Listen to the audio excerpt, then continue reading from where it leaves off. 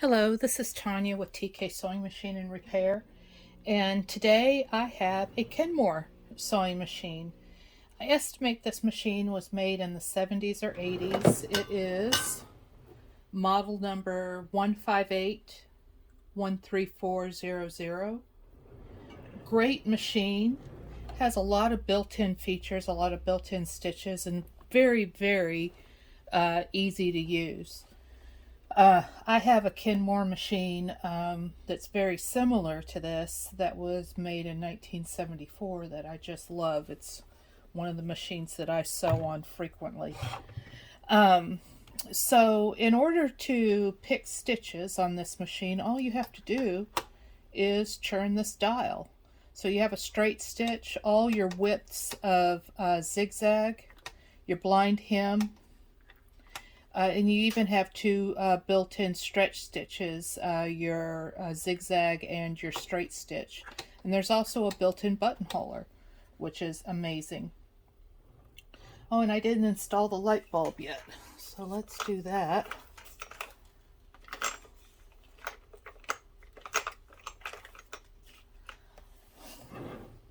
Thought I was finished. So to install the light bulb, it's real easy. Just stick it in there and boom, you have light. This is the on and off switch right here, and this is where your stitch length dial is here on the side. Really easy to use. So I have not tested this machine out yet. I'm going to do it with y'all, and so we're going to wind a bobbin and then thread it and do some test stitches. This also is a drop arm sewing machine, so the little table is really easy to come off, and this is where your bobbin holder, where'd the bobbin holder go? I swear it was just right here.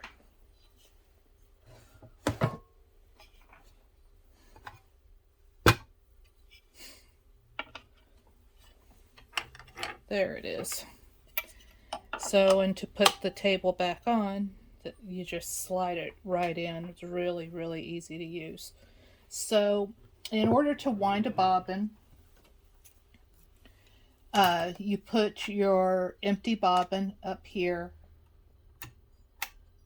push it all the way down, and then move it from left to right, and that engages the bobbin winder. And then you loosen the clutch wheel on the side, and that'll keep your needle from going up and down.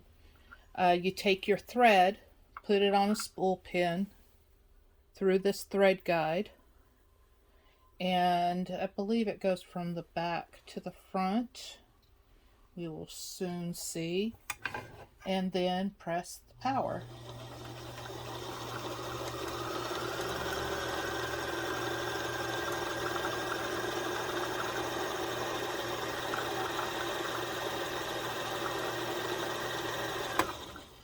Okay, I'll leave a little bit of thread on the spool. So take the bobbin off of the machine, remove the little table, and put the thread in going clockwise, and then through the slit in the bobbin holder.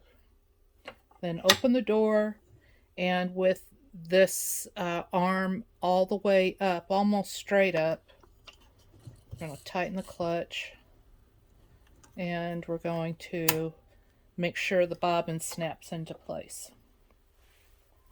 To thread the machine, let's see here.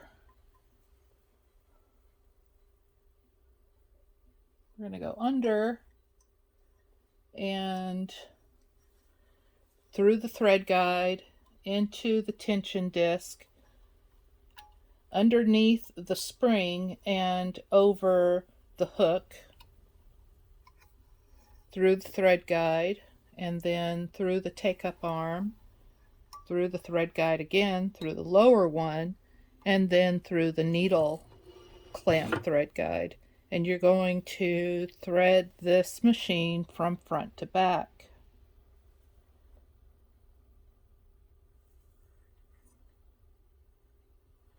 And then to pick up the thread, you roll the hand wheel towards you and pick up your bobbin thread. So that's good news. The bobbin thread picks up. Like I said, I haven't tested this machine before this video. It's how confident I am about Kenmore sewing machines of this era. They're just great. So we're going to place the fabric under the presser foot. I'm going to put the power pedal on the floor. I got to slip off my shoe. I always sew with my shoe off. Always have. So you want to start with your needle down. Most vintage machines, you want to start with your needle down. And let's start sewing and see what we get.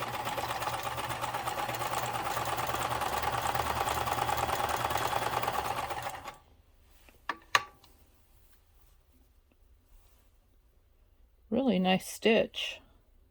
A little bit of pull in it. I'm going to loosen the tension up just a little bit.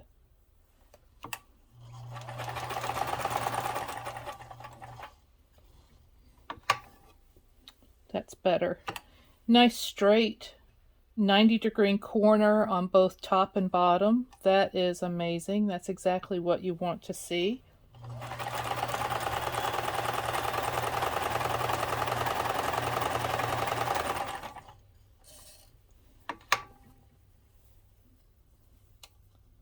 That looks good.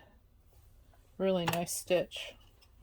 So let's try the zigzag stitch on this one. So needle up. Whenever you're changing your stitches, you always want to have your needle up. Then we'll put the needle back down.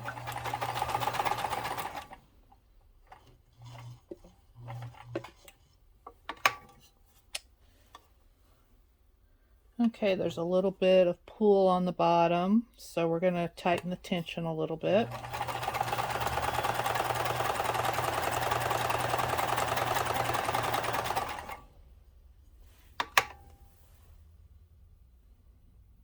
That's almost perfect.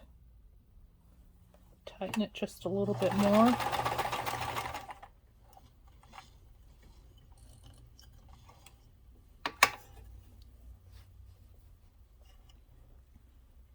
So depending on what you're doing with the machine, what type of fabric you're sewing and what type of stitch you're doing will determine the tension. Sometimes you have to adjust the tension if you're going to be sewing a heavyweight fabric, and you'll loosen the tension when you're sewing a lightweight fabric, and it depends on the stitch. So let's do the stretch zigzag stitch.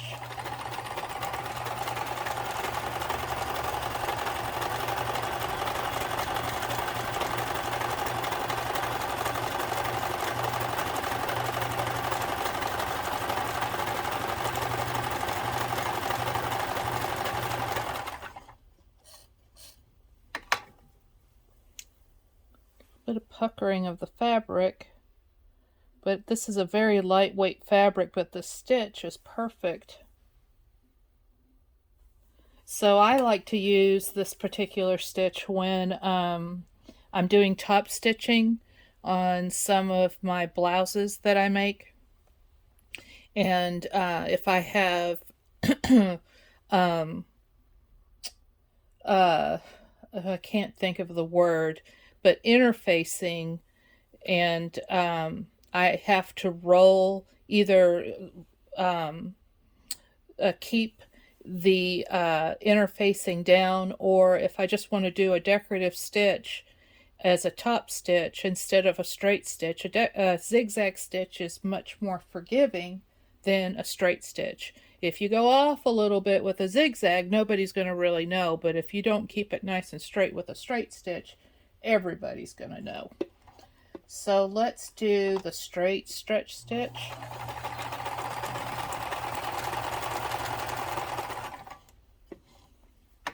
And the stretch stitch is for when you're sewing fabrics like knits and, well, anything that's knit, jerseys and things like that. And it will allow the fabric to move. If you just used a regular straight stitch, when the fabric stretched, the stitches would pop. So let's do this stitch here.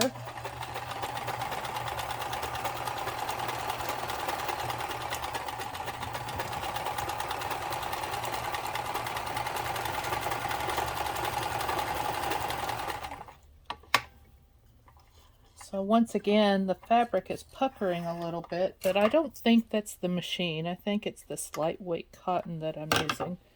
So we're going to double it over and double it over again and see what it does on a heavier.